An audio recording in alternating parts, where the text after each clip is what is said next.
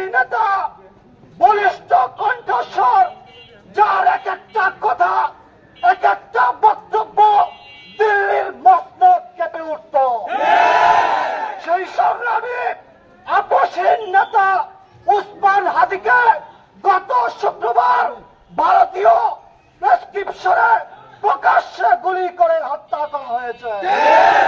এই হত্যাকাণ্ডের বিরুদ্ধে আজকে আমরা শান্তিপূর্ণ প্রতিবাদ করছি। এই প্রতিবাদ কর্মসূচি থেকে ইন্টারিম সরকার প্রধান ইউনূস সাহেবকে বলতে চাই, নির্বাচন পরে হবে, আগে আমার ভাইয়ের রক্তের বিচার করতে হবে। অন্যথায় এদেশে কোন নির্বাচন আমরা দেখতে চাই না। আগে হাদি হত্যার বিচার হবে, এরপর অন্য কিছু। আর যদি এই হত্যাকাণ্ড নিয়ে আপনি কোন ধরনের করেন, আবার এই জুলাই যোদ্ধারা বিপ্লবী ছাত্র সমাজ আরেকটি গণঅভ্যুত্থান করে তুলবে ইনশাআল্লাহ। হিরন আরো মিনারেল ওয়াটার মাত্র 50 পয়সায় প্রতি লিটার।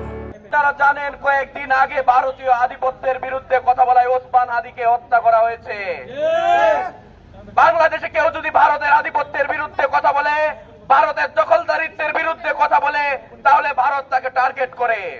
সেই ভারতের আধিপত্যের সাথে ভারতের সাথে সম্পৃক্ত হয়েছে ফ্যাসিস্ট হাসিনা, এবং ফ্যাসিস্ট হাসিনার দূষররা ভারতের নীল নকশায় বাংলাদেশে কিলিং মিশনে নেমেছে। আমরা যারা বিপ্লবীরা আছি, আমরা যারা দেশের ভূখণ্ড নিয়ে ভাবি, আমরা যারা দেশের সার্বভৌমত্ব নিয়ে ভাবি, আমাদের সবার জীবন সংখ্যায় আমরা সবাই হাদি হব। আর কয়জনকে ভারত হত্যা করতে পারবে, আর কয়জনকে ফ্যাসিস্ট হাসিনা হত্যা করতে পারবে? আমরা বুকে তাজা রক্ত বাংলাদেশের রাজপথে ঢেলে দিব। এই ভারতীয় আধিপত্য বাংলাদেশে দুমড়ে মুচড়ে শেষ করে দিতে হবে। দরকার হলে আরো লাখো লাখো হাদি হতে হবে, কিন্তু এই ভারতকে বাংলাদেশে আধিপত্য গ্রহণ করতে দেওয়া যাবে না।